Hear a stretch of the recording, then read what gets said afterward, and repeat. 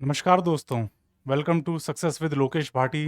मैं हूं आपका दोस्त और गाइड लोकेश भाटी, आईटीओ दिल्ली। दोस्तों, सबसे पहले तो आप सभी का मैं तहे दिल से धन्यवाद देना चाहता हूं। आप सबका जो सपोर्ट और प्यार इस चैनल को मिल रहा है, शाकुंतलम चैरिटेबल सोसाइटी की तरफ से चलाई गई ये मुहिम, जिसके तहत फ्री इंग्लिश ग्रामर की जानकारी हर ज़रूरतमंद बच्चे तक पहुंचाने की मुहिम जो स्टार्ट हुई है, इसको आपका प्यार और सपोर्ट मिल रहा है। 500 से ज़्यादा सब्सक्राइबर्स हो चुके हैं इस चैनल के। तो दोस्तों, बहुत बहुत धन्यवाद। और आपसे उम्मीद करता हूं कि ये प्यार और ये सपोर्ट इसी तरीके से जारी रहेगा। दोस्तों, आज की क्लास में हमें एडजेक्टिव्स की अपनी क्लास कंप्लीट करनी है। पिछली क्लास में हमने बेसिक्स समझे थे एडजेक्टिव्स के। आज थोड़ा सा एडवांस्ड नॉलेज उसकी गेन करेंगे। ठीक है दोस्तों, शुरू करते हैं आज की क्लास। तो एडजेक्टिव्स का टॉपिक स्टार्ट करने से पहले आपके लिए आज का जनरल अवेयरनेस का क्वेश्चन दोस्तों बहुत इंपॉर्टेंट है। रिसेंट टाइम्स में इसकी बहुत ज़्यादा चर्चा हो रही है। तकरीबन पिछले 1-1.5 हफ्ते से तो ये मतलब मोस्ट डिस्कस्ड टॉपिक है। ये पिक्चर, ये तस्वीर आपको नज़र आ रही होगी स्क्रीन पर। मैं चाहता हूँ पहले आप इसे ध्यान से देखें और अब बात करते हैं इस पर आधारित क्वेश्चन की। दोस्तों, मई 9 यानी कि 9 मई का जो दिन है, ये एक देश में विक्ट्री डे के रूप में मनाया जा रहा है। ठीक है, आप में से बहुत सारे लोग जान रहे होंगे, लेकिन कुछ बच्चे नहीं जानते होंगे। जो जान रहे हैं, मैं उनके लिए भी ये क्वेश्चन पुटअप कर रहा हूँ कि ये जो 9 मई का दिन विक्ट्री डे के रूप में एक देश में मनाया जाता है, आपको ये बताना है कि ये कौन सा देश है। ठीक है, आपके ऑप्शंस हैं ये 4: फ्रांस, रशिया, यूनाइटेड किंगडम और जर्मनी। ठीक है, जिन बच्चों को इसका उत्तर नहीं पता है उनके लिए मैं एक हिंट दे देता हूं कि ये देश एक यूरोपियन देश है। ठीक है, और ये जो विक्ट्री डे जो मनाया जाता है, ये दोस्तों एक्चुअली वर्ल्ड वॉर 2 यानी कि विश्व युद्ध द्वितीय विश्व युद्ध में इस देश के द्वारा दिखाई गई पराक्रम और इस दिन जो एक ऐतिहासिक घटना हुई थी उसको याद रखने के लिए मनाया जाता है। ठीक है दोस्तों, वीडियो को 2 मिनट के लिए पॉज कीजिएगा, कमेंट सेक्शन में जाइए, अपना अपना जवाब दीजिए। और जो विद्यार्थी सही जवाब देंगे उनके कमेंट्स को मैं लाइक और हार्ट का सिंबल दूंगा। ठीक है दोस्तों, वीडियो के एंड में इसका सही जवाब भी मैं आपके साथ डिस्कस करूंगा। ठीक है दोस्तों, चलिए आगे बढ़ते हैं, आज की क्लास स्टार्ट करते हैं। तो एडजेक्टिव्स में पिछली क्लास में हमने एडजेक्टिव्स की बेसिक डेफिनेशन के बारे में चर्चा की थी दोस्तों। ठीक है, एडजेक्टिव्स वे शब्द जो किसी भी नाउन या प्रोनाउन को क्वालिफाई करते हैं, मॉडिफाई करते हैं, उसकी विशेषता बताते हैं। ठीक है दोस्तों, घबराइएगा नहीं कि सर क्वालिफाई का क्या मतलब है। क्वालिफाई या मॉडिफाई इंग्लिश ग्रामर में यहाँ पर एक ही अर्थ देने के लिए इस्तेमाल होते हैं, और वो अर्थ है विशेषता बताना, कुछ भी खासियत बताना, कोई भी जानकारी देना। किसी नाउन या प्रोनाउन के बारे में कोई जानकारी, कोई विशेषता, कोई खूबी, वो कोई बुरी बात भी हो सकती है, उसे बताने वाला शब्द एडजेक्टिव कहलाता है। ये बात हम पिछली क्लास में डिस्कस कर चुके हैं।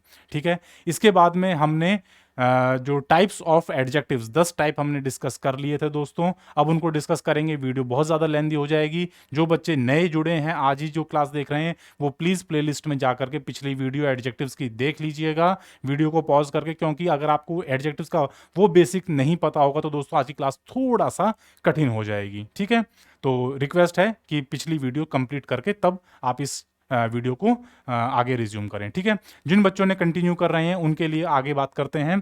आज हमें डिस्कस करना है डिग्रीज ऑफ कंपैरिजन। दोस्तों, एडजेक्टिव्स की जब भी बात होती है तो सबसे इंपॉर्टेंट बात जो जहन में आती है वो आती है कि आप डिग्रीज कैसे पढ़ते हैं।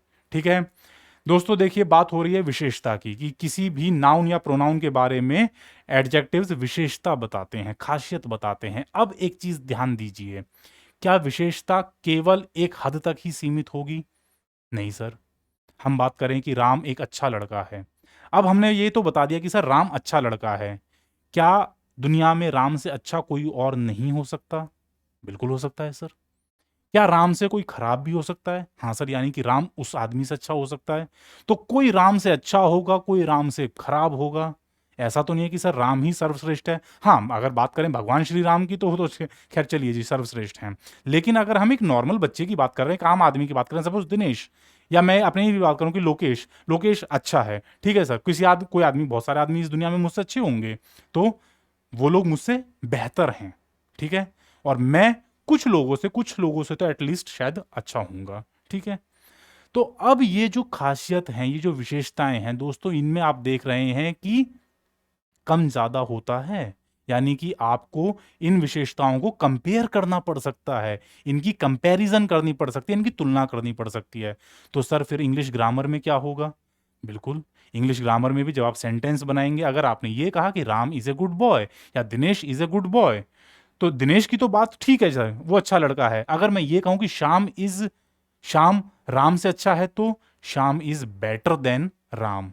अब आपने जो बेटर शब्द इस्तेमाल किया, ये इसने क्या किया कि राम से अच्छा है या दिनेश से अच्छा है। ठीक है। इसी तरीके से अगर हम ये कह दें कि Ravi is a bad boy, Ravi एक गंदा लड़का है, खराब लड़का है। और अगर ये कहना चाहें कि दिनेश रवि से भी खराब है, तो Dinesh is worse than Ravi. ठीक है। तो आप कभी भी ये जो एडजेक्टिव्स हैं, जो खासियतें बता रहे हैं, इनमें आपको कंपैरिजन करनी पड़ती है, और उस कंपैरिजन के लिए आप इस्तेमाल करते हैं डिग्रीज का। ठीक है। ये जो शब्द है दोस्तों, ये आपके लिए बहुत बड़ा हथियार साबित होने वाला है आगे की यात्रा में। इसको अच्छी तरीके से समझ लीजिएगा। और एक चीज बहुत दिमाग में ध्यान दीजिएगा कि वर्ब की 3 फॉर्म्स होती हैं, एडजेक्टिव्स की 3 डिग्रीज होती हैं। ठीक है, ये ध्यान रखिएगा। प्रोनाउन के केस होते हैं। कई बच्चे अक्सर कंफ्यूज कर जाते हैं कि सर वर्ब की भी फॉर्म होती है, प्रोनाउन की भी फॉर्म होती है, एडजेक्टिव की भी फॉर्म होती है। नहीं, वर्ब की फॉर्म होती हैं, एडजेक्टिव्स की डिग्रीज होती हैं, और प्रोनाउंस के केस होते हैं। ठीक है, इज इट क्लियर? आइए अब बात करते हैं सर कौन कौन सी डिग्रीज होती हैं। डिग्रीज आपके पास 3 होती हैं एडजेक्टिव्स के लिए। पहली होती है पॉजिटिव डिग्री। ठीक है, दिस इज नंबर 1। दूसरी होती है आपके पास कंपैरेटिव डिग्री, कंपैरेटिव डिग्री। और तीसरी होती है दोस्तों आपके पास सुपरलेटिव, सुपरलेटिव डिग्री। ठीक है, ये 3 डिग्री होती हैं आपके पास। पहली पॉजिटिव डिग्री, वेरी सिंपल। क्या होता है? बिल्कुल नॉर्मल साधारण भाषा में आप किसी व्यक्ति की विशेषता बताते हैं। Ram is a good boy, Dinesh is a good boy. ठीक है, आपने किसी से कोई कंपैरिजन नहीं किया, किसी से कोई मतलब नहीं, केवल आपको राम से या अपने जो आपकी जो भी आपके पास नाउन या प्रोनाउन है उससे मतलब है। He is a good boy, he is a bad boy, he is a intelligent boy, he is an honest boy, he is a beautiful boy या ब्यूटीफुल गर्ल, जो भी आप कहना चाहते हैं। और किसी से दीन दुनिया में कोई मतलब नहीं। ठीक है, that is called positive degree, उसे आप कहते हैं उसकी पॉजिटिव डिग्री। ठीक है, केवल आपने अपनी नाउन के लिए एक बात कही और किसी से कोई मतलब नहीं, उसे आप कहते हैं पॉजिटिव डिग्री। याद रहेगा? चलिए, अब जैसे ही थोड़ी सी आगे बात चलती है कंपैरेटिव डिग्री। दिख ही रहा होगा, कंपेयर यानी तुलना करना। आपको किसी से तुलना करनी है, तुलना इन दोनों में ही होगी। बस दिक्कत क्या है कि ये जो कंपैरेटिव डिग्री है, इसमें 2 की तुलना होती है, 2 के बीच में तुलना होगी। ठीक है, 2 लोगों के बीच में, 2 वस्तुओं के बीच में, 2 व्यक्तियों के बीच में तुलना होगी। ठीक है, उसे आप कहते हैं कंपैरेटिव डिग्री। जैसे Ram is better than Shyam, Ram Shyam से बेहतर है। Dinesh is worse than Ravi, Dinesh Ravi से भी खराब है। Radha is more beautiful than Sita, Radha Sita से ज्यादा सुंदर है। Mohan is more intelligent than Ravi, Mohan Ravi से ज्यादा बुद्धिमान है। तो आपने जैसे ही कंपैरिजन किया 2 व्यक्तियों के बीच में, आपने इस्तेमाल की कंपैरेटिव डिग्री। और एक इंपॉर्टेंट बात जो आपको यहां पर दिख रही होगी, जैसे मैंने इसके लिए एग्जांपल लिया, रवि इज मोर क्लेवर, या मैं एक काम करता हूं, अभी आपको मोर की is more intelligent than Rohit, Ravi Rohit से ज्यादा बुद्धिमान है। ठीक है, अब दोस्तों ये जो इंटेलिजेंट आपका एडजेक्टिव था, ये रवि के लिए और रोहित के लिए, दोनों के लिए इस्तेमाल हो रहा है। रवि की बुद्धिमत्ता, रवि की अक्लमंदी और रोहित की अक्लमंदी को कंपेयर कर रहा है। कंपैरेटिव डिग्री में इस चीज का बहुत ज्यादा ध्यान रखना है, देन का। ये ज़रूर आएगा 99% केसेस में। ठीक है, मैं 99% क्यों कह रहा हूँ, क्योंकि इसके कुछ एक्सेप्शन होते हैं जो हम आज की ही क्लास में आगे डिस्कस करेंगे कि कुछ जगह पर आपको देन का इस्तेमाल नहीं कर रहा है, वहाँ पर टू या कुछ और शब्द अक्सर आ जाते हैं, वो हम पढ़ेंगे। ठीक है, मैं अभी कहानी बताऊंगा तो दोस्तों ट्रैक से डिस्ट्रैक्ट हो जाएंगे। ठीक है, आप ये जान लीजिए कि कंपैरेटिव डिग्री का अगर इस्तेमाल कर रहे हैं तो देन का प्रयोग मस्ट है 99% केसेस में। अभी आप फिलहाल 100 ही मान लो कि देन का तो इस्तेमाल करना ही करना पड़ेगा। अगर एरर स्पॉटिंग आ जाता है और कंपेयर हो रहा है दो लोगों के बीच में और देन वहां पर गायब है, तो झट से बस सीधा का सीधा देन का इस्तेमाल कीजिए वहां पर, बशर्ते वहां पर प्रायर, जूनियर, सीनियर इस तरह के 5-6 शब्द ना हो, तो उनके अलावा बाकी सब के साथ में देन का इस्तेमाल होना ही होना है कंपैरेटिव डिग्री में। Is it clear? कंपैरेटिव समझ में आया? दो व्यक्तियों, चीजों या दो प्लेसेस के बीच में, ठीक है, कंपैरिजन हो रहा है, दो प्रोनाउंस के बीच में कंपैरिजन हो रहा है, तो आपको कंपैरेटिव डिग्री इस तरीके से इस्तेमाल करनी है। ठीक है, तीसरी जो बात है वो है सुपरलेटिव डिग्री की, कि सुपरलेटिव डिग्री क्या होती है। दोस्तों सुपर, आप लोग अक्सर कहते हैं ना कि यार क्या हीरो है, सुपर मतलब बहुत बेहतरीन, सबसे बेहतरीन, उससे बेहतर कुछ नहीं। तो यही यहां पर सुपरलेटिव का काम है कि इससे बेहतर कुछ नहीं, इससे अधिक कुछ नहीं, इससे खराब भी कुछ नहीं। जो चीज लास्ट है, अल्टीमेट, खत्म, उसके बाद में, दैट इज कॉल्ड सुपरलेटिव।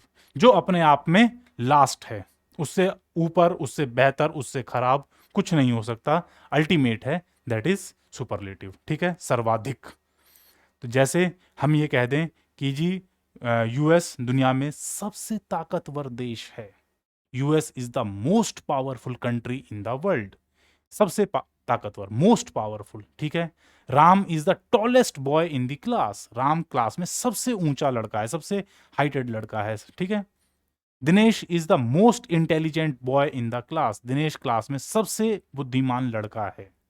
तो आपने क्या कर दिया, बाकी सब पीछे और ये वाले जो हैं ये अव्वल। राम सबसे अकलमंद है, दिनेश सबसे ऊंचा है, सबसे कद में ऊंचा है, यूएस, यूनाइटेड स्टेट्स दुनिया में सबसे ताकतवर देश है। ठीक है, इस तरीके से आपने क्या कहा कि ये सर्वाधिक हैं, इनसे बेहतर कुछ नहीं है। तो ये जो डिग्री है दोस्तों, सुपरलेटिव डिग्री, ये कहाँ इस्तेमाल करते हैं? जहां पर आपको कंपैरिजन तो हो रहा है, कई सारों में कंपैरिजन हो रहा है। ठीक है, आपने दुनिया में जितने देश थे सबका कंपैरिजन किया और लास्ट में पाया कि जी संयुक्त राष्ट्र अमेरिका जो है, यूनाइटेड स्टेट्स ऑफ अमेरिका, वो दुनिया के सारे देशों में सबसे ज्यादा ताकतवर देश है। तो कंपैरिजन तो हुआ ना, कंपैरिजन होने के बाद में एक अव्वल निकला, लीडर निकला, और उसको आप सुपरलेटिव डिग्री की मदद से बनाते हैं। हाँ, अगर आप कहते हैं कि सर कंपैरेटिव से नहीं बन सकता क्या? हाँ, बन तो सकता है। दुनिया में 206 देश हैं, 206 के कंपैरिजन करते चलिए, कितने सेंटेंस बनाएंगे आप कि भाई इससे ये ताकतवर है, उससे वो ताकतवर है, उससे वो ताकतवर है, उससे वो ताकतवर है, लास्ट में आप पहुंचेंगे कि जी यूनाइटेड स्टेट्स इससे ताकतवर है। कितने सारे सेंटेंस बनेंगे भाई? तो उससे बेहतर है एक सेंटेंस बनाइए ना सुपरलेटिव का, और उसी से बता दीजिए कि जी यूनाइटेड स्टेट्स दुनिया में सबसे ताकतवर देश है, काम खत्म, सिंपल। ठीक है, तो इस तरीके से आप सुपरलेटिव डिग्री का इस्तेमाल करते हैं, बहुत सारों का कंपैरिजन करना है, और उनमें जो सबसे अव्वल है, सर्वाधिक है, सर्वश्रेष्ठ है, उसे आप सुपरलेटिव डिग्री की मदद से क्रिएट कर देते हैं। एग्जाम्पल, हाँ जी ले लो, Ravi is the tallest boy in the class, कक्षा में सबसे ऊंचा लड़का है, उससे ऊंचा कोई नहीं है। ठीक है, दी टॉलेस्ट। अब जैसे हमने कंपैरेटिव में पढ़ा दोस्तों कि एक चीज जो बहुत इंपॉर्टेंट है वो है देन का इस्तेमाल, उसी तरीके से सुपरलेटिव डिग्री में का जब भी इस्तेमाल करेंगे तो एक चीज का ध्यान बिल्कुल रखिएगा, और वो है दी का इस्तेमाल। सुपरलेटिव डिग्री से पहले आपको दी का इस्तेमाल करना बहुत बहुत अनिवार्य है, इसके बिना गलत हो जाएगा। अक्सर ये स्पॉटिंग एरर में आ जाता है कि दी वहां पर मिसिंग होगा, आप बाकी सारे ग्रामर्स के रूल्स लगा देंगे बड़े बड़े, बेहतरीन बेहतरीन, लेकिन ये छोटा सा जो है वो आपकी आंखों से ओझल हो जाता है। कई बार कहते हैं ना कि छोटी सी चीज जो है वो आंखों से दिखाई नहीं पड़ती है, छूट जाती है ध्यान से, और ऐसी चीज अक्सर पूछ ली जाती हैं। दी tallest, the bravest, the most powerful, the most. ठीक है, तो इस तरीके से आप सुपरलेटिव डिग्री क्रिएट करते हैं। दोस्तों जो अक्सर इंग्लिश ग्रामर में एडजेक्टिव्स उनकी डिग्रीज पूछ ली जाती हैं। इसके लिए मैं एक पीडीएफ तैयार करूंगा और वो पीडीएफ आपके साथ में हो सकता है नेक्स्ट क्लास में शेयर करें। उसके ऊपर या तो क्लास ले लेंगे, अदरवाइज मैं चैनल पर ही आपको उसका टेलीग्राम लिंक दूंगा, वहाँ पर आप उसको एक्सेस कर सकते हैं, पढ़ सकते हैं, क्योंकि उसके लिए अलग से हमें डिस्कस करने की ज़रूरत नहीं है। आप उन एडजेक्टिव्स की डिग्रीज को एक बार पढ़ेंगे, आपको समझ में आ जाएंगे कि good, better, best, bad, worse, worst, ये चीज़ें सारे बच्चे ही तकरीबन अपनी बेसिक्स क्लासेस में पढ़ते आए हैं। तो इसके लिए अलग से टाइम देने की आवश्यकता मुझे महसूस नहीं हो रही है।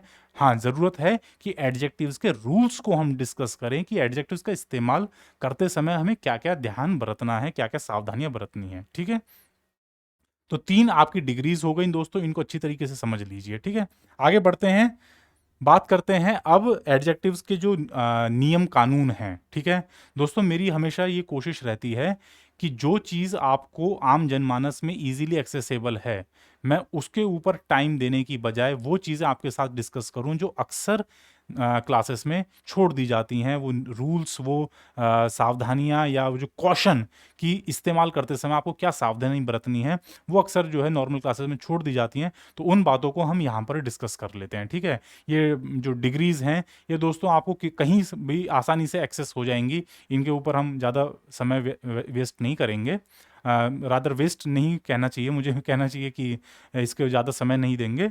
हम उसे एक पीडीएफ के माध्यम से पढ़ सकते हैं। ठीक है, बात करते हैं रूल्स की। तो पहला नियम दोस्तों, पहला नियम एक्चुअली बहुत बेसिक है कि एडजेक्टिव्स आपके लिए क्या काम करते हैं। ये आपके लिए नाउन और प्रोनाउन को मॉडिफाई करते हैं, क्वालिफाई करते हैं, उनकी विशेषता बताते हैं। इसमें आप एक चीज जान लीजिए, इसके साथ में ही इसका चचेरा भाई है एडवर्ब। एडजेक्टिव और एडवर्ब, ये दो चीजें बहुत ध्यान से समझिएगा। एड लगा हुआ है, एड का मतलब होता है जोड़ना। तो ये क्या करते हैं, ये नाउन और प्रोनाउन या वर्ब के साथ में जुड़ जाते हैं और उसकी खासियत बताते हैं। एडजेक्टिव केवल नाउन और प्रोनाउन के साथ में ही आएगा। ठीक है, एडवर्ब किसी वर्ब की खासियत बता सकती है, किसी एडजेक्टिव की खासियत बता सकती है, और सेंटेंस में आने वाली किसी दूसरी एडवर्ब की भी खासियत बता सकती है। सर ये कैसे होगा? ये हो तो सकता है दोस्तों, बस 5 मिनट दीजिएगा, मैं भी एक्सप्लेन कर देता हूं। एक एग्जाम्पल लेते हैं।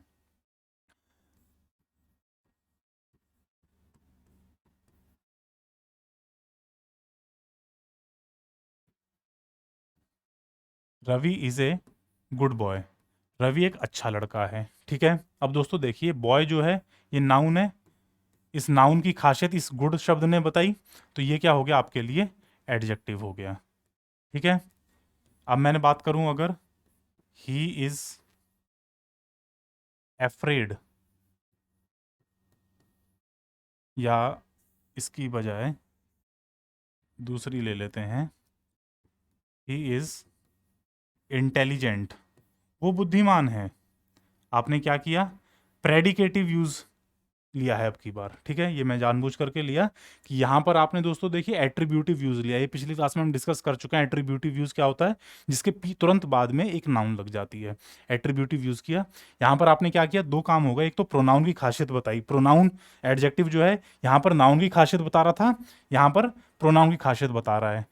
ये जो इंटेलिजेंट है ये आपके लिए दोस्तों यहाँ पर एडजेक्टिव है, ये आपकी प्रोनाउन है। ठीक है, एडजेक्टिव यहां पर कैसे वाला लगा है, कौन सा यूज है, प्रेडिकेटिव यूज है। क्यों? क्योंकि इसके तुरंत बाद में कोई नाउन या प्रोनाउन नहीं आई है। ठीक है दोस्तों, प्रेडिकेटिव एडजेक्टिव। बात हो गई एडजेक्टिव की, नाउन की खासियत बताएगा या प्रोनाउन की खासियत बताएगा। ठीक है, अब बात करते हैं दोस्तों एक छोटी सी एडवर्ब की। एडवर्ब को वैसे उसका जब टर्न आएगा पार्ट्स ऑफ स्पीच में, तब डिटेल से डिस्कस करेंगे। अभी जल्दी से छोटा सा इसके बारे में एक डिस्कशन कर लेते हैं। राधा इज, या Radha runs,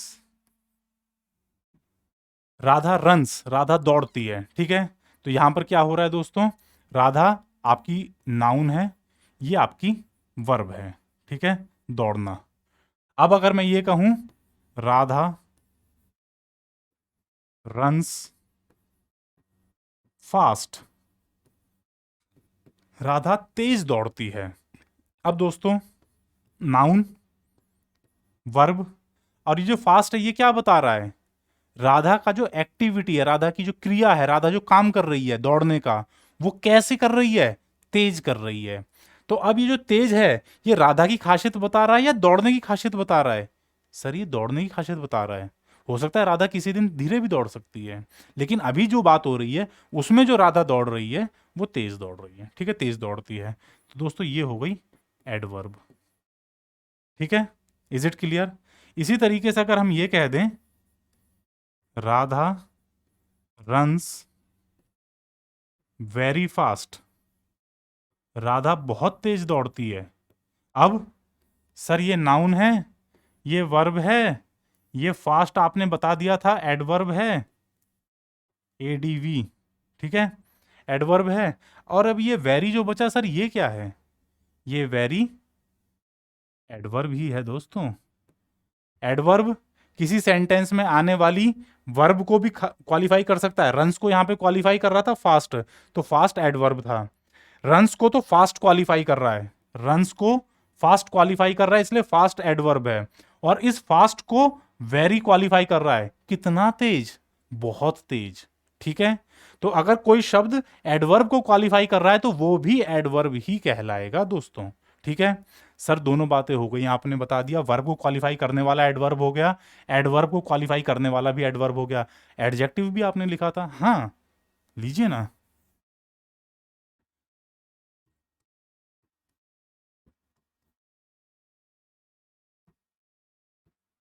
Sita is very beautiful. मैंने कहा सीता बहुत सुंदर है। अगर मैं केवल ये कह देता, अभी इसको भूल जाइए, सीता इज ब्यूटीफुल, तो क्या होता सर? सीता तो आपके लिए नाउन है, ब्यूटीफुल उसकी खासियत बता रहा है। ठीक है, सीता की खासियत बताई जा रही है ना ब्यूटीफुल से, तो ये क्या हो गया सर? एडजेक्टिव हो गया। अब आइए इस पर कि सर अब ये वेरी क्या है? इस कितनी सुंदर? बहुत सुंदर। ठीक है, बहुत सुंदर। तो एडजेक्टिव की विशेषता बता दी ना, एडजेक्टिव को भी मॉडिफाई कर दिया, एडजेक्टिव को भी क्वालिफाई कर दिया, तो ये एडवर्ब है सर। ठीक है, is it clear?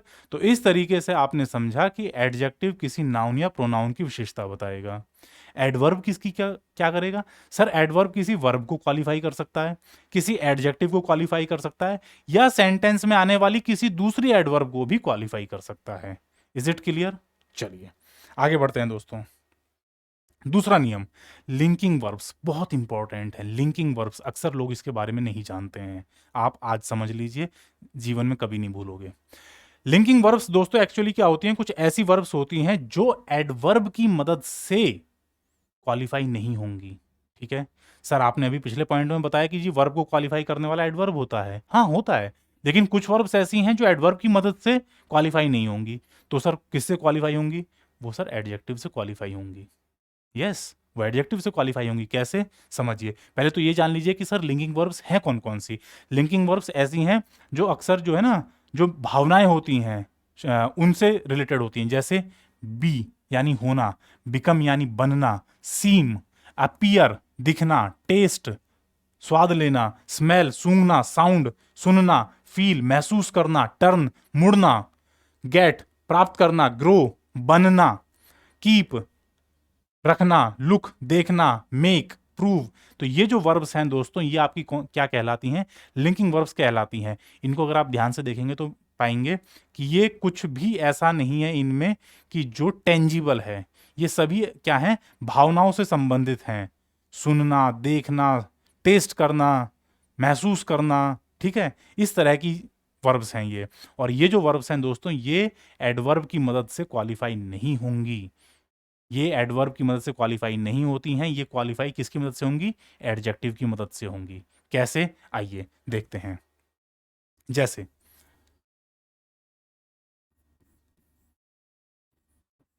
Her voice sounds harsh.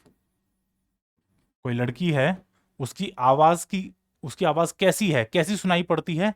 Harsh, कर्कश सुनाई पड़ती है। ठीक है, आपने ये कहा। अब दोस्तों देखिए, उसकी आवाज सुनाई पड़ती है, साउंड। ये जो वर्ब है दोस्तों यहां पर, इसको पहचानिए, साउंड। ठीक है, लिंकिंग वर्ब है। अब दोस्तों देखिए इसके लिए क्या उपयोग हो रहा है यहां पर। हार्श जो शब्द है, कर्कश, कर्कश ध्वनि। ठीक है, एडजेक्टिव है ना, ध्वनि को क्वालिफाई कर रहा है, हार्श वॉइस। हार्श वॉइस, कर्कश ध्वनि, ऐसी आवाज जो कानों को पसंद नहीं आती है। ठीक है, तो दोस्तों देखिए वॉइस ये नाउन है और इसके लिए हार्श एडजेक्टिव है, एडजेक्टिव है। अब लेकिन यहां क्या हो रहा है, हर वॉइस साउंड्स हार्श, उसकी आवाज कैसी सुनाई पड़ती है, कर्कश सुनाई पड़ती है। आपने क्या देखा कि यहां पर साउंड के साथ में तो हार्शली होना चाहिए था। भाई वर्ब है, वर्ब के साथ में एडवर्ब हार्शली, एडवर्ब्स जो हैं अक्सर उनके बाद में आपको एल वाई मिलेगा, स्वीटली, हार्शली, रेस्पेक्टफुल्ली, डिसरेस्पेक्टफुल्ली, इस तरीके से। लेकिन यहां पर आपको हार्श एडजेक्टिव मिल रहा है, तो इसने क्या किया, ऐसी जो ये लिंकिंग वर्ब्स होती हैं इनको क्वालिफाई करने के लिए आपको एडजेक्टिव का इस्तेमाल करना पड़ जाता है कई बार। ठीक है, आई बात समझ में, हर वॉइस साउंड्स हार्श। ठीक है, इसी तरीके से जैसे राधा अपीयर्स, दिखाई देती है कैसी, सैड, दुखी दिखाई पड़ रही है। अब सैड जो शब्द है दोस्तों ये एडवर्ब नहीं है, ये एडजेक्टिव है। ठीक है, सैड जो शब्द है ये एडजेक्टिव है। अब वर्ब के साथ में आना था एडवर्ब को, लेकिन ये आपकी लिंकिंग वर्ब है, इसलिए इसके साथ में एडवर्ब नहीं आया, इसके साथ में एडजेक्टिव आया है। ठीक है, अगर सैड जो शब्द है इससे आपको एडवर्ब बनानी है तो एडवर्ब बनेगी इसकी सैडली, सैडली। लेकिन सैड जो शब्द है ये एडजेक्टिव है, वो कैसा दिखता है, सैड दिखता है, मायूस दिखता है वो। ठीक है, तो एडजेक्टिव है लेकिन एडवर्ब के साथ में एडजेक्टिव का इस्तेमाल हुआ है। ये बहुत इंपॉर्टेंट पॉइंट है दोस्तों कि ये जो इतनी आपके पास वर्ब्स दिख रही हैं ये सारी कैसी कहलाती हैं, लिंकिंग वर्ब्स कहलाती हैं। और इन लिंकिंग वर्ब्स के साथ में आप एडवर्ब का इस्तेमाल नहीं करते हैं। ये अभी पॉइंट थोड़ा सा आपको डिफिकल्ट लग रहा होगा, मैं जान रहा हूं, क्योंकि अभी आपने एडवर्ब्स का चैप्टर कंप्लीट नहीं किया है, लेकिन ये बताना यहां पर बहुत जरूरी था क्योंकि इसके बिना एडजेक्टिव का चैप्टर कंप्लीट नहीं होता है। एडवर्ब का जब हम चैप्टर करेंगे तब आपको मैं इस पॉइंट को फिर से एक बार रिवाइज करवाऊंगा, तब आप इसका पूरा 100% जूस कैप्चर कर पाएंगे। ठीक है, तो इस तरीके से ये जान लीजिए कि ये जो आपके पास लिंकिंग वर्ब्स हैं इनके साथ में आपको एडजेक्टिव का इस्तेमाल करना पड़ सकता है। एक और एग्जांपल ले लेते हैं, जैसे राखी फेल्ट सिक। अब दोस्तों ये जो सिक शब्द है इसको आप ऐसे भी तो बना सकते हो, जैसे the sick man was taken to the hospital, the sick man was taken to hospital, उसको अस्पताल लेकर के जाया गया, बीमार आदमी को। सिक मैन, मैन नाउन है सर, सिक उसको क्वालिफाई कर रहा है, एडजेक्टिव है सर। ठीक है, यहां तक की तो कहानी समझ में आती है सर। अब देखिए राखी कैसा महसूस कर, राखी ने कैसा महसूस किया, बीमार महसूस किया सर। तो आना तो चाहिए था सर यहां पर एडवर्ब, लेकिन क्या आया है, एडजेक्टिव आया है। क्यों, क्योंकि फील जो है इसकी पहली फॉर्म क्या होती है, फील, और फील क्या है आपको कहां पर मिल रहा है, यहां पर लिंकिंग वर्ब है कि नहीं है। तो जितनी भी लिंकिंग वर्ब हैं दोस्तों इनके साथ में आपको क्या लेना है, एडजेक्टिव इस्तेमाल करना पड़ेगा। एडवर्ब से आप काम नहीं चला पाएंगे, गलत हो जाएगा। इज इट क्लियर, चलिए आगे बढ़ते हैं।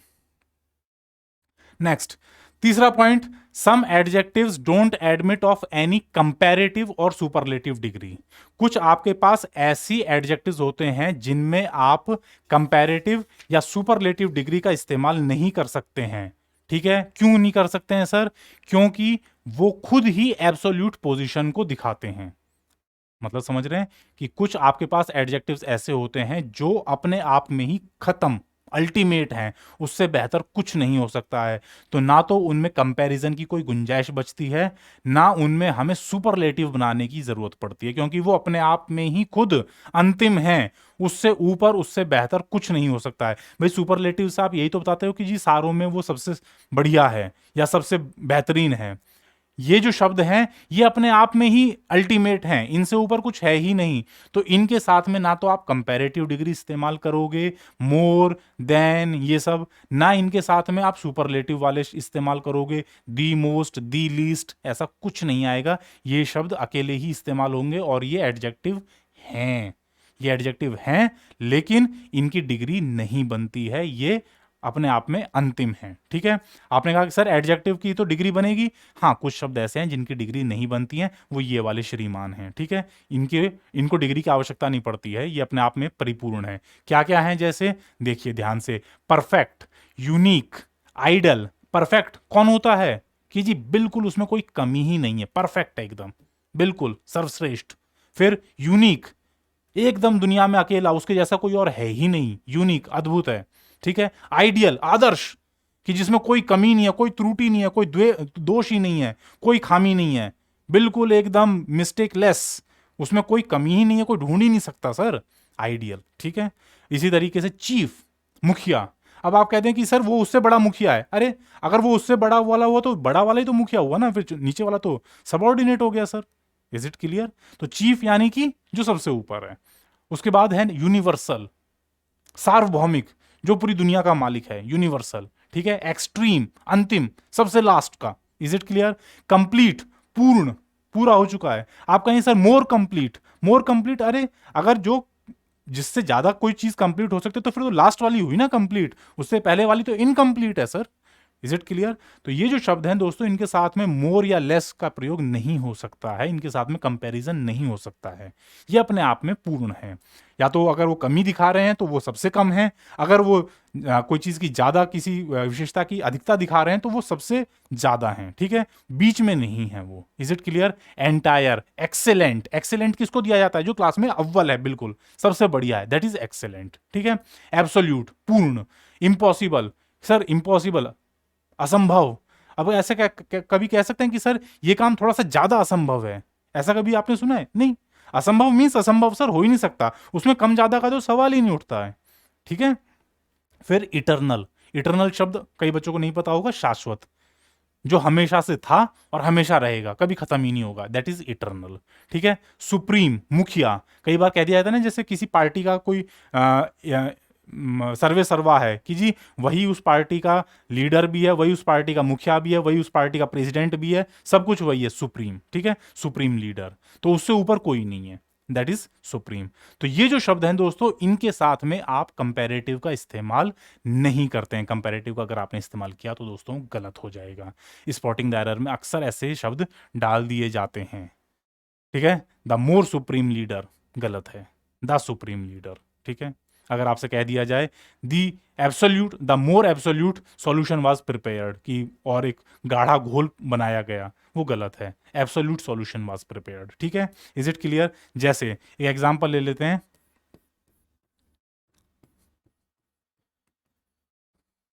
ये एग्जांपल दोस्तों एक दफे एसएससी के एग्जाम में आया हुआ है, इसलिए मैंने इसको पिक किया है। Happiness is the chiefest aim of mankind, यानी कि इंसान की सबसे महत्वपूर्ण जरूरत है, उद्देश्य है क्या? हैप्पीनेस, सुख। तो दोस्तों देखिए यहां पर क्या गलत है,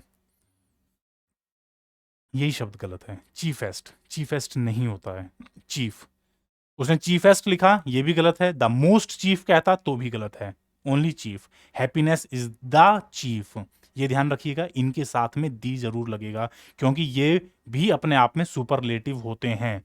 अगर हम इस चीफ को हटा करके, चीफेस्ट को हटा करके यहां पर चीफ लिखते हैं, तो भी आपको क्या करना पड़ेगा? Happiness is the chief aim of mankind. Happiness, सुख जो है मानवता की मतलब सबसे मुख्य उद्देश्य है। ठीक है, कोई भी ये जो वर्ड्स हैं एब्सोल्यूट एडजेक्टिव्स, इनको ध्यान दीजिएगा, क्या कहा जाता है? इनको कहा जाता है एब्सोल्यूट एडजेक्टिव्स, कि ये अपने आप में परिपूर्ण है। तो कोई भी अगर आप एब्सोल्यूट एडजेक्टिव दोस्तों अगर उठाते हैं, इस्तेमाल करते हैं, तो उसके साथ में दी का इस्तेमाल बिल्कुल होगा, डेफिनेटली होगा। ठीक है, इज इट क्लियर? आगे बढ़ें, चलिए नेक्स्ट, एडजेक्टिव्स लाइक प्रायर। आगे बात जो मैंने कहा था कि 99% केसेस में देन का इस्तेमाल होता है, वो जो 1% बचे हैं वो ये वाले हैं, सुनिए ध्यान से। Adjectives like prior, junior, senior, superior, inferior, preferable, ठीक है, एल्डर, इन सब के साथ में क्या इस्तेमाल होगा? इनके सबके साथ में टू इस्तेमाल होगा। एक बात ध्यान दीजिएगा, ये सभी क्या हैं? लैटिन एडजेक्टिव्स हैं, these are called Latin. Latin एक भाषा है दोस्तों, जो मतलब बहुत इंपॉर्टेंट भाषा है, और कई यूरोपियन भाषाएं इस भाषा से निकली हैं। और ये मुख्यतः कहाँ बोली जाती है? ये जो आपका मध्य अमेरिका महाद्वीप जो है, मिडिल अमेरिका, और साउथ अमेरिका जो कॉन्टिनेंट है, जिसमें Brazil, Argentina, Peru, Paraguay, Uruguay, Suriname और बाकी देश आते हैं। तो इन देशों की जो मातृभाषा है दोस्तों, वो एक्चुअली लैटिन है। उससे कई सारी अलग अलग भाषाएं निकली हैं, जैसे संस्कृत से हमारी ये उत्तर भारत की कई सारी भाषाएं निकली हैं ना, तो वैसे ही वहाँ पर एक मातृभाषा है लैटिन। तो लैटिन एडजेक्टिव्स, वहाँ ये सारे जो वर्ड्स हैं दोस्तों, inferior, superior, junior, prior, O R लग रहा है ना इन सब में, ये सभी क्या हैं दोस्तों? एक्चुअली लैटिन भाषा से लिए गए हैं, ठीक है। और इनकी खासियत ये है कि इनके बाद में ये एक्चुअली है कंपैरिजन में। भाई आपने कहा इन्फीरियर, वो उससे इन्फीरियर है, मैं उससे सुपीरियर हूँ, दिनेश उसका सीनियर था, राम उसका जूनियर था, तो कंपैरिजन ही कर रहे हो ना आप। लेकिन इन कंपैरिजन में आप दोस्तों देन का इस्तेमाल कभी भी मत कर देना, अनर्थ हो जाएगा। लिख के ले लो, अनर्थ। आप फेल हो जाओगे, आपके मार्क्स कट जाएंगे। इससे बड़ा अनर्थ मेरे लिए कुछ नहीं होगा। तो आपको क्या ध्यान देना है कि ये जो लैटिन एडजेक्टिव्स हैं, इनके साथ में आपको किसका इस्तेमाल करना है? कंपैरिजन कर रहे हो तो कुछ ना कुछ तो दोस्तों लेना पड़ेगा, सूखे तो नहीं जाने देंगे। तो टू का इस्तेमाल कर लो, देन का इस्तेमाल मत कीजिएगा, ठीक है। लैटिन एडजेक्टिव्स के साथ में सर टू का इस्तेमाल होगा, देन का इस्तेमाल हम नहीं करते हैं, ठीक है। हाँ, एक बात का ध्यान दीजिएगा, अगर आप प्रीफर वर्ब को इस्तेमाल कर रहे हैं, प्रीफर वर्ब को, मैंने इसीलिए ये इंपॉर्टेंट लिखा है कि अगर आप प्रीफर वर्ब को इस्तेमाल कर रहे हैं, क्योंकि अक्सर बच्चे प्रीफर वर्ब को एडजेक्टिव से कंफ्यूज कर जाते हैं, उसके साथ में रादर देन का इस्तेमाल होगा, वहां पर टू का इस्तेमाल नहीं होगा। एक एग्जाम्पल लेते हैं, अभी कहानी सारी की सारी समझ में आ जाएगी। चिंता मत करो कि सर ये क्या बवाल आ गया। देखिए, ही इज सीनियर देन मी, वो मुझसे सीनियर है। मैं कहना तो ये चाहता हूं, मैंने सेंटेंस ये बनाया, लेकिन ये सेंटेंस आपको दिख रहा होगा गलत है। सर अभी अभी आपने बताया कि सीनियर के साथ में हमें क्या करना पड़ेगा? टू का इस्तेमाल करना पड़ेगा, ठीक है। He is senior to me, Ram is junior. Sir junior ले लिया, आगे क्या करूं? हाँ बिल्कुल सही सोच रहे हैं सर, टू का इस्तेमाल कीजिए। अभी तो बताया है sir, Ram is junior to Shyam, ठीक है। और इसी तरीके से आप और कोई एग्जांपल ले सकते हैं, जैसे Chinese goods are inferior to, थोड़ा देशभक्ति की बात कर लेते हैं, are inferior to the Indian goods. Chinese सामान भारतीय सामान से क्वालिटी में घटिया होते हैं, इन्फीरियर होते हैं, ठीक है, इन्फीरियर टू। तो इस तरीके से ये जो लैटिन एडजेक्टिव्स हैं सर, इसके साथ में टू का इस्तेमाल होता है। अब मुद्दे की बात, स्क्रीनशॉट ले लिया होगा सबने, चलिए आगे बढ़ते हैं।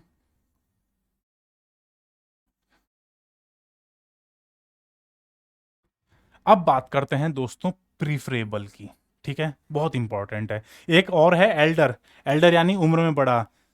Dinesh is elder to me, ठीक है, एल्डर देन मी मत लगा देना, एल्डर टू मी, ठीक है। चलिए अब बात करते हैं प्रीफरेबल की। Tea is preferable to soft drink. ये जो सॉफ्ट ड्रिंक्स होती है ना, Coca Cola, Pepsi, Thums Up वगैरह, इनसे चाय बेहतर है। टी इज प्रीफरेबल, यानी प्रीफरेबल का मतलब होता है कि जो चीज़ ज़्यादा अच्छी है, या जिसको आप ज़्यादा पसंद करते हैं, या जो चीज़ पसंद करी जानी चाहिए, ठीक है। अच्छी में तो आप बेटर भी कह सकते हो दोस्तों, ठीक है। लेकिन प्रीफरेबल का मतलब होता है कि ऐसी चीज़ जिसमें कुछ अच्छाइयाँ हैं और वो चीज़ पसंद की जानी चाहिए, इसका सुझाव दिया जाना चाहिए, ठीक है। कि भाई हर कोई बड़ा बुजुर्ग आपसे ये कहेगा कि भाई ये सॉफ्ट ड्रिंक्स पीने की बजाय तो आप चाय पी लीजिए, ठीक है। तो tea is preferable to tea soft drinks, ठीक है, कि पेय ये जो सॉफ्ट ड्रिंक्स होती हैं, इनके मुकाबले चाय बेहतर है, ठीक है, प्रीफरेबल टू। लेकिन अगर आप ये कहें कि प्रीफर वर्ब को इस्तेमाल करना है सर, प्रीफर वर्ब को इस्तेमाल करके दिखाइए, तो देखिए, Ramesh prefers T, soft drink. अब मैंने दोस्तों यहां पर बीच में जगह खाली छोड़ दी। रमेश चाय को पसंद करता है सॉफ्ट ड्रिंक से। ठीक है, सॉफ्ट ड्रिंक के मुकाबले चाय को पसंद करता है, प्रीफर्स। अब यहां पर मैंने प्रीफर को वर्ब के रूप में लगाया है दोस्तों। तो अब क्या इस्तेमाल करना पड़ेगा सर? अब भी टी लगाएं क्या? नहीं। अब क्या करेंगे? Ramesh prefers tea rather than soft drink. यहां पर दोस्तों रादर देन का इस्तेमाल होगा। ठीक है, अगर आप प्रीफर को वर्ब के रूप में सेंटेंस में लगा रहे हैं, कंफ्यूज मत हो जाइएगा। प्रीफरेबल, प्रीफरेबल एडजेक्टिव है, ऐसी चीज जिसको पसंद किया जाना चाहिए। तो ये विशेषता बता रहा है ना, किसकी? चाय की। प्रीफरेबल की, चाय जो है चुनने योग्य है। ठीक है, चाय की विशेषता बता दिया। प्रीफरेबल इज आपके लिए यहां पर दोस्तों एडजेक्टिव है। यहां पर प्रीफर वर्ब है, रमेश प्रीफर करता है, रमेश को पसंद आती है। ठीक है, तो ये तो यहां पर काम हो गया ना, पसंद आना, प्रीफर। तो जब आपके पास में अगर प्रीफर आपने वर्ब के रूप में इस्तेमाल की, then don't use to. To का इस्तेमाल मत कर देना, गलत हो जाएगा। टू एडजेक्टिव के साथ में लगेगा प्रीफरेबल। वर्ब आपने ली, then you will use rather than. Ramesh prefers tea rather than soft drink. Soft drinks के मुकाबले रमेश चाय को ज्यादा पसंद करता है। सिंपल। Is it clear? समझ में आया दोस्तों? तो इस तरीके से आपको लैटिन एडजेक्टिव्स का ध्यान रखना है कि इनके साथ में देन का इस्तेमाल नहीं होता, इनके साथ में आप टू का इस्तेमाल करते हैं। Is it clear? चलिए आगे बढ़ते हैं दोस्तों, फटाफट जल्दी से 2-3 रूल्स और डिस्कस करने हैं। If two adjectives qualify the same noun, अगर आपके पास दो एडजेक्टिव्स ऐसे हैं सेंटेंस में जो दोनों के दोनों ही एक ही नाउन को क्वालिफाई कर रहे हैं, दोनों एडजेक्टिव्स एक ही नाउन की तरफ हैं। ठीक है, ट्राइंगल हो गया दोस्तों, लव ट्राइंगल। ठीक है, both the adjectives should be expressed in the same degree. तब आपको यह ध्यान रखना है कि दोनों एडजेक्टिव्स सेम डिग्री में ही होने चाहिए। अक्सर आप देखते हो ना हिंदी फिल्मों में कि जी हीरोइन के सामने दो हीरोज हैं तो सर दोनों के बीच में बराबरी रहनी चाहिए। वही केस यहाँ पर भी है। एक नाउन है, दो एडजेक्टिव्स हैं, तो दोनों एडजेक्टिव्स को बराबर बराबर रखना है। ऐसा नहीं कि सर एक गरीब कर दिया एक अमीर कर दिया, बात जमेगी नहीं। दोनों एडजेक्टिव्स को बराबर बराबर रखना है। ठीक है, इज इट क्लियर? जैसे she is the most dynamic and intelligent member of our club. हमारे क्लब की वो सबसे डायनामिक यानी कि ताकत, ऊर्जावान, जो हर काम को करने के लिए तैयार रहे, कि सबसे ज्यादा ऊर्जावान और बुद्धिमान मेंबर है हमारे क्लब की, हमारे ग्रुप की वो सबसे ज्यादा ऊर्जावान और बुद्धिमान मेंबर है। ठीक है, अगर आप ये कहना चाहते हैं। अब दोस्तों देखिएगा यहां पर विशेषता किसकी बताई जा रही है? मेंबर की। मेंबर आपके लिए नाउन है और ये जो मेंबर है दोस्तों ये किसके लिए? इस प्रोनाउन के लिए इस्तेमाल हो रहा है। ठीक है, ये कहानी पुरानी, नई कहानी सुनिए। ये जो डायनामिक एडजेक्टिव इस्तेमाल किया आपने, ऊर्जावान, एक ये आपका एडजेक्टिव 1 हो गया। दूसरा ये आपका एडजेक्टिव 2 है, बुद्धिमान। ऊर्जावान और बुद्धिमान मेंबर, हमारे क्लब में कई सारे मेंबर हैं, कुछ भी हो सकते हैं, कितने भी हो सकते हैं, उनमें सबसे ज्यादा बुद्धिमान और सबसे ज्यादा ऊर्जावान। तो दोनों एडजेक्टिव्स किसके लिए इस्तेमाल हो रहे हैं? मेंबर के लिए विशेषता बता रहे हैं, ऐसा मेंबर जो सबसे ज्यादा बुद्धिमान है, सबसे ज्यादा ऊर्जावान है। अब दोस्तों ये जो डायनामिक है इसको देखिए आपने कौन सी डिग्री में लगाया है? दी मोस्ट, यानी कि सुपरलेटिव डिग्री में। और इसको इंटेलिजेंट को, इसके आगे तो सर केवल एंड इंटेलिजेंट मेंबर, तो ये तो क्या हो गया? कुछ भी नहीं लगाया सर इसके सामने, ये तो पॉजिटिव में हो गया, पॉजिटिव डिग्री। तो क्या ये न्याय है? नहीं सर, न्याय तो नहीं हुआ। एक को आपने सुपरलेटिव में बना दिया, दूसरे को आपने पॉजिटिव में बना दिया, ऐसे नहीं चलेगा सर। क्या करिएगा?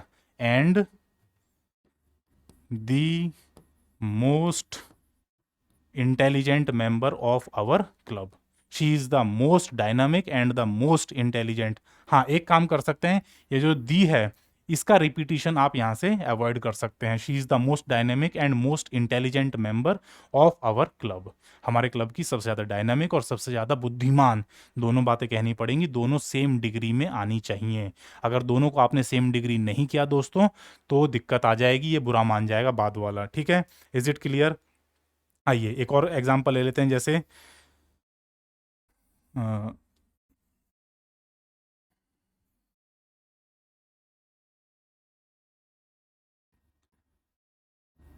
Ravi is both taller and honest than Hitesh. अगर आपने ये कहना चाहा कि रवि हितेश से दोनों ही चीज़ों में सुपीरियर है, क्या क्या, एक तो लंबा भी है और उससे ज़्यादा ईमानदार भी है। तो अब देखिए दोस्तों क्या हो रहा है कि रवि की बात हो रही है ना, कि रवि लंबा भी है और ऑनेस्ट भी है, किससे? हितेश से। ये जो दोनों एडजेक्टिव्स हैं, टॉलर और ऑनेस्ट, ये किसके लिए इस्तेमाल हुए हैं? रवि के लिए। रवि आपकी नाउन है, ये नाउन 1 है, ये आपकी नाउन 2 है। ठीक है, दोनों जो दोनों एडजेक्टिव्स हैं एक्चुअली हो तो दोनों के लिए रहे हैं ये। ठीक है, अब लेकिन आपको अगर ये जो टॉल जो एडजेक्टिव है, ये आपका एडजेक्टिव 1 है, ये आपका एडजेक्टिव 2 है। देखिए यहाँ पर बात हो रही है टॉलर की, तो कंपैरेटिव डिग्री में डाल दिया आपने, और यहाँ पर बात हो रही है ऑनेस्ट की, ये कैसा है सर? ये हो गया पॉजिटिव में। ठीक है, लेकिन अब अगर देखिए दोनों ही जो आपके एडजेक्टिव्स हैं वो एक ही नाउन की तरफ इशारा कर रहे हैं, तो नियम ये कहता है कि जी सर दोनों को बराबर लेवल प्लेटफॉर्म पे लेकर का, ये एक ही डिग्री में होने चाहिए, दोनों या तो पॉजिटिव में हो। अब ऐसा तो हो नहीं सकता, इस सेंटेंस में तो सर हो ही नहीं सकता, क्यों? क्योंकि यहाँ पे रवि और हितेश की कंपैरिजन चल रही है, तो पॉजिटिव में तो लेकर के कैसे आए? हाँ, दोनों को कंपैरेटिव में ला दीजिए। Ravi is both taller and more honest than Hitesh. ठीक है, अब दोस्तों देखिए इसमें और एक पेंच है, वो मैं अभी आपको बताता हूं। Ravi is both taller and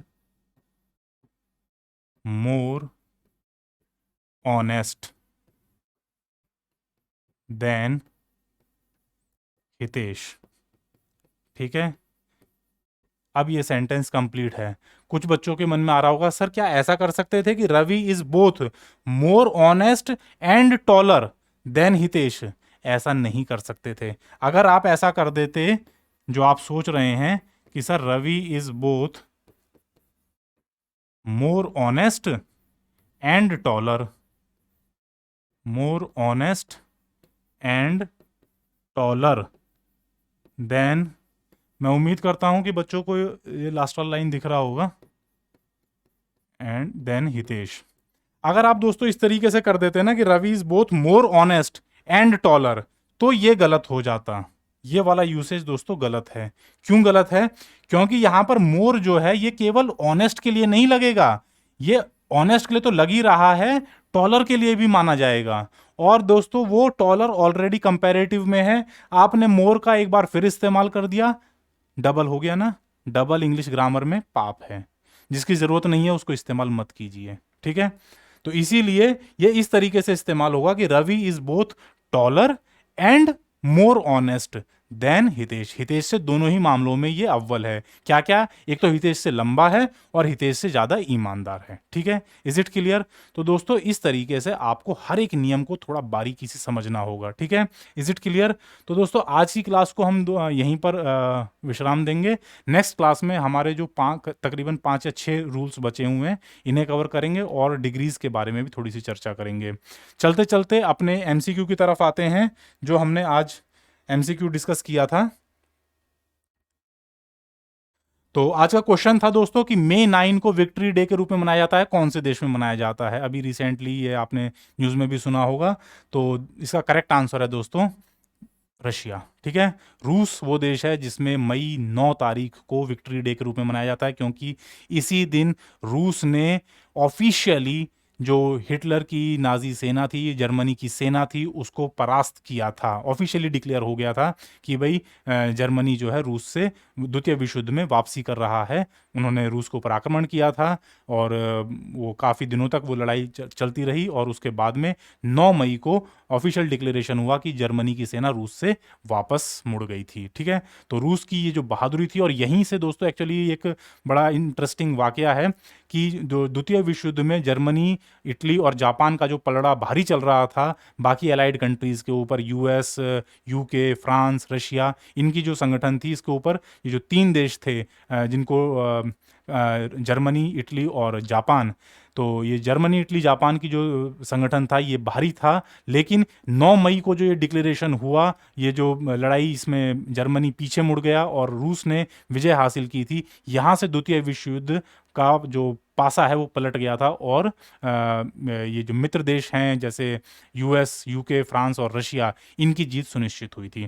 तो इसी वीरता, इसी जज्बे को आगे तक याद रखने के लिए मई 9 का जो दिन है ये रूस में मनाया जाता है एज विक्ट्री डे। अभी रिसेंटली आपने न्यूज़ में सुना होगा कल भी कि बहुत बड़ी उन्होंने परेड करी है, अपनी सैन्य शक्ति दिखाई है। That's all part of the celebration. तो ये सेलिब्रेशन इसी चीज़ के उपलक्ष्य में मनाई जाती हैं। ठीक है, याद रहेगा विक्ट्री डे 9 मई का दिन, कौन सा देश? रशिया। ठीक है, चलिए दोस्तों, आज की क्लास में इतना ही। बाकी आपसे अगली क्लास में मुलाकात होगी, तब एडजेक्टिव्स का चैप्टर कंप्लीट करेंगे। तब तक के लिए आपसे एक बार फिर से विनम्र निवेदन कि ज़्यादा से ज़्यादा मात्रा में दोस्तों चैनल को लाइक करें, सब्सक्राइब करवाएं, शेयर करें, ताकि हर ज़रूरतमंद बच्चे तक ये फ्री जानकारी और फ्री जीएस, अब क्योंकि हम जीएस भी साथ के साथ दे रहे हैं बच्चों को, तो ये जानकारी हर कॉम्पिटिटिव एग्जाम के विद्यार्थी तक निःशुल्क पहुंचे, निःशुल्क। ठीक है दोस्तों, इसके साथ ही आपसे विदा लेना चाहूँगा। धन्यवाद, जय हिंद, नमस्कार।